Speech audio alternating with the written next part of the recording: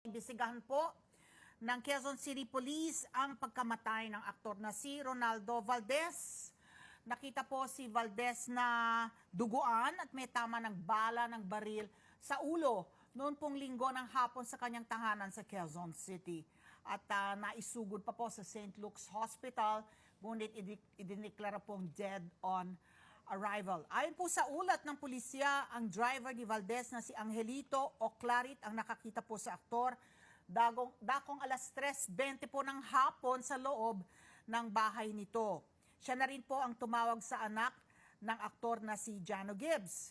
Nakaupo po si Valdez sa silya habang hawak-hawak po ang kalibre 45 na baril at may tama po siya ng bala sa kanyang sentido. Bukod po sa nakuha na baril, nakakuha rin po ng isang basyo ng bala at isang walang laman na magasin.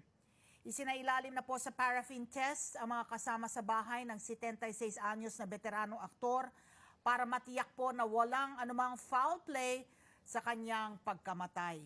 Hinihintay pa ang resulta ng paraffin at ballistic tests.